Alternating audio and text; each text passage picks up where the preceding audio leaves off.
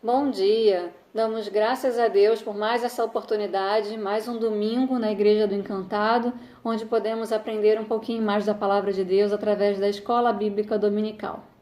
Então hoje nós vamos estudar a lição 12, que tem como título Recebendo os Desigrejados de Volta.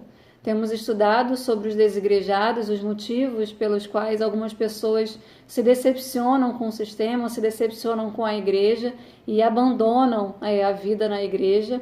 E hoje nós vamos estudar sobre o retorno, a possibilidade de receber essas pessoas de volta. Então, o objetivo da nossa lição é preparar a igreja para acolher e tratar os irmãos que estejam desejosos de voltar à comunhão. O nosso versículo-chave de hoje está em Salmos 122, 11, e ele diz assim: Alegrei-me quando me disseram, vamos à casa do Senhor. Esse versículo a gente fala tanto para as crianças, né? Quando vão à igreja, tem uma musiquinha que a gente canta com elas, e é um versículo que marcou muito a minha infância, onde a gente sempre ia para a casa de Deus, dizendo, né, esse versículo: Alegrei-me quando me disseram, vamos à casa do Senhor. Então nós precisamos resgatar muitas vezes essa alegria em estar na presença de Deus, a alegria em encontrar os irmãos e a alegria em estar na igreja, louvando e em comunhão com os nossos irmãos. Nós já vimos numa outra lição que tivemos uma pesquisa onde 29% dos desigrejados entrevistados, eles voltariam para uma igreja caso eles encontrassem uma comunidade cristã bíblica. O que é uma comunidade cristã bíblica? Você considera que a nossa igreja é uma comunidade cristã bíblica? É uma igreja que prega a palavra do Senhor verdadeiramente?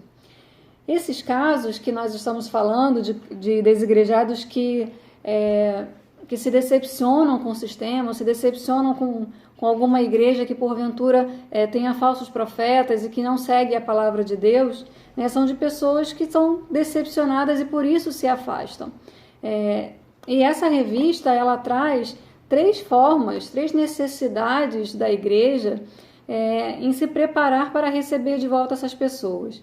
Ela fala de três tópicos: a necessidade de termos igrejas bíblicas, a necessidade de encontrarmos pastores sérios e a necessidade de reencanto eclesial, ou seja, levar essas pessoas a se reencantarem com a igreja. Então nós vamos falar por tópico, essa é uma lição curtinha, mas dá para a gente discorrer algumas coisas aqui sobre ela. Então no primeiro tópico, essa necessidade de termos igrejas bíblicas. Toda igreja verdadeiramente cristã deve se deixar guiar pelo ensino das Escrituras Sagradas. Eu creio que nós podemos dizer que esse não é o problema da nossa igreja, né? Louvamos a Deus por isso, porque fazemos parte de uma igreja bíblica, que é pautada na verdade das Escrituras. Ela prega a verdade das Escrituras, independente de estar fazendo bem, né, a pessoa que está ali no banco, ou não, de estar incomodando. Às vezes a palavra, ela incomoda, né? Ela leva você a ter que tomar uma atitude. Então essa palavra de Deus, ela deve ser pregada, né, verdadeiramente. Então essas verdades que precisam ser pregadas numa igreja verdadeiramente bíblica, né, são necessidades e verdades tais como o pecado, a necessidade de arrependimento, a salvação que é somente por intermédio de Jesus Cristo, a comunhão com o Espírito Santo, a regeneração individual, a necessidade de santidade de vida, você precisa ter mudança de vida, transformação moral, a importância da oração, da adoração a Deus, da comunhão com os irmãos. Nós não podemos deixar de lado essa comunhão com os irmãos, o serviço cristão em uma igreja local e o engajamento com a obra de Deus no mundo. Então essas verdades, elas precisam ser pregadas na igreja.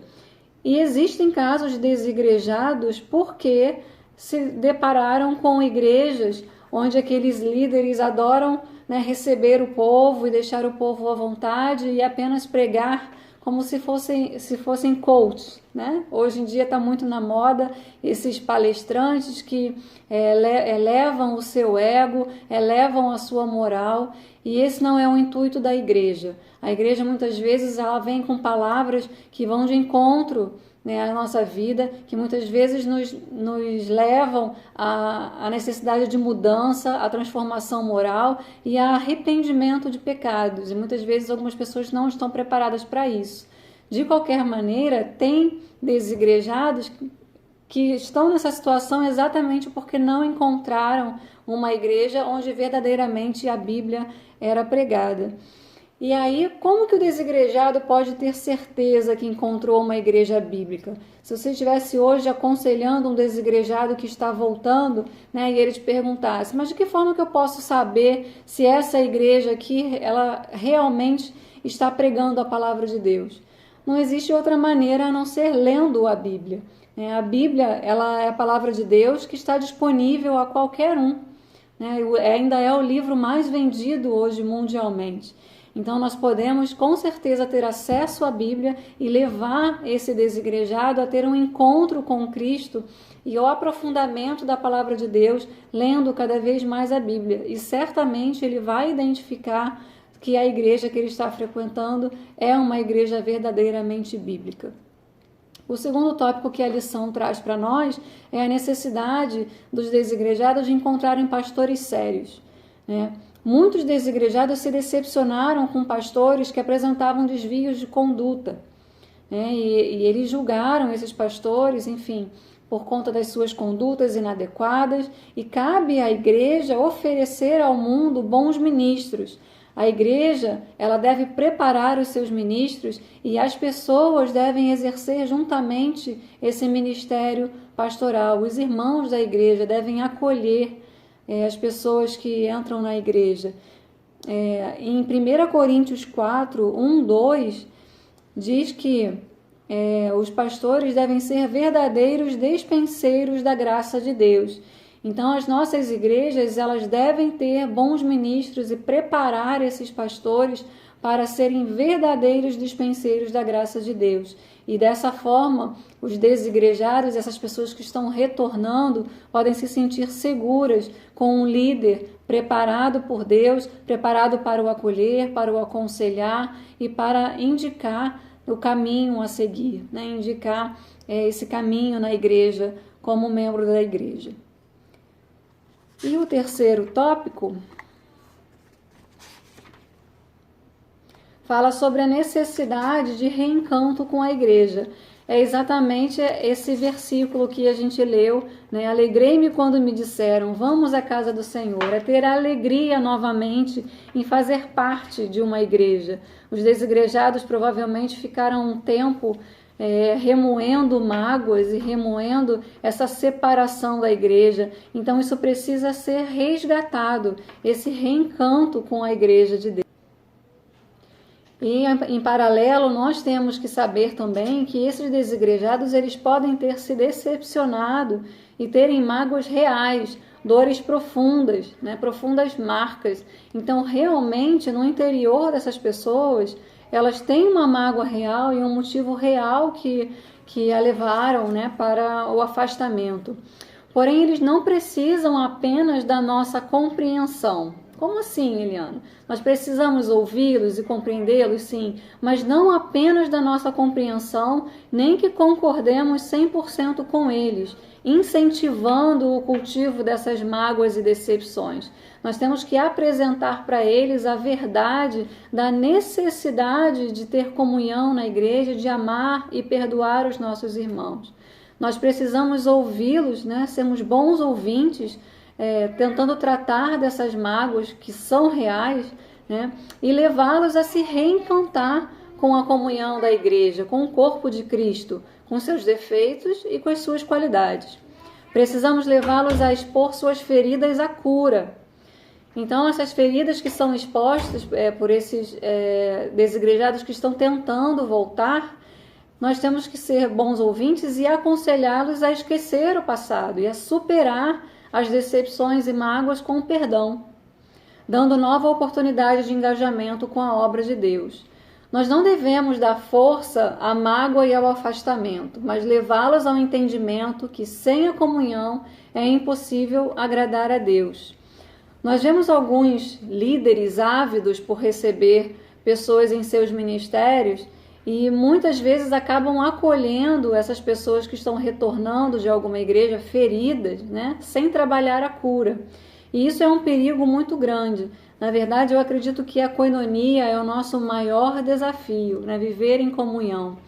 E muitos líderes e muitos irmãos, às vezes, ao receber essas pessoas na igreja que estão feridas com outros irmãos e com outra denominação, talvez, ou outra igreja, às vezes são recebidas numa igreja com muito acolhimento e falando, não, aqui nada disso vai acontecer, aqui você vai ser amado, esquece tudo que você passou e vamos para uma nova página. Mas não leva essa pessoa ao entendimento que ela necessita de cura e trabalhar muitas vezes com perdão, às vezes tendo que retornar aquilo que a fez mal, as pessoas, né, que causaram a decepção e realmente perdoar para seguir uma nova vida com Cristo. E nessa experiência, né, nesses anos que eu tenho aí, até como família pastoral, não é incomum a gente ver que essas pessoas que não são tratadas e curadas, que chegam na igreja e começam a cometer novamente erros, né, de problemas de relacionamento e muitas vezes voltam nesse ciclo vicioso, passando muitas vezes para as suas famílias, para os seus filhos, gerando, de repente, mágoas também, não sabendo aconselhar os seus filhos em relação a problemas de relacionamento. E muitas vezes são famílias inteiras destroçadas com esses problemas, com falta de comunhão, que vão simplesmente virando bola de neve. E aí sai de uma igreja e vai para outra, e vai para outra, procurando um lugar perfeito, e não são tratadas. E de forma alguma elas conseguirão entender que o caminho verdadeiro a seguir é passar por esses momentos com perdão e terem realmente as suas feridas saradas, né? Então, esses problemas vão voltar a acontecer se eles não forem expostos e tratados por pessoas que a recebam com sabedoria. O que pode nos embasar nesse contexto é a parábola do joio e do trigo. Como discernir entre os cristãos verdadeiros e os hipócritas? Jesus Cristo diz nessa passagem que os anjos farão separação entre eles. Então não cabe a nós julgar o joio e o trigo, dizer que determinadas pessoas não fazem parte do corpo de Cristo. Só o Senhor conhece quem verdadeiramente pertence a Ele. Não cabe a nós abandonar o barco, mas seguir servindo a Deus e ao próximo. A igreja é de Deus e amar a igreja é amar a Deus. Então temos que viver em comunhão, passando por cima desses problemas e tratando no nosso coração a alegria de estar na casa do Senhor. Em Mateus 16:18, Cristo disse para Pedro assim: eu edificarei a minha igreja. Então ele continua edificando a sua igreja, ele não se cansa nem se decepciona com a igreja, ele continua nos abençoando. Cristo segue amando a igreja e é nosso dever amá-la também. Você já falou eu te amo para alguém hoje? Então faça isso. Manda uma mensagem para alguém, não deixe de ligar para algum irmão. Se tiver alguém aí do seu lado, pratique o amor de Cristo. Diga, eu amo você. E vivamos em comunhão nesse dia. Amém? Sejamos abençoados.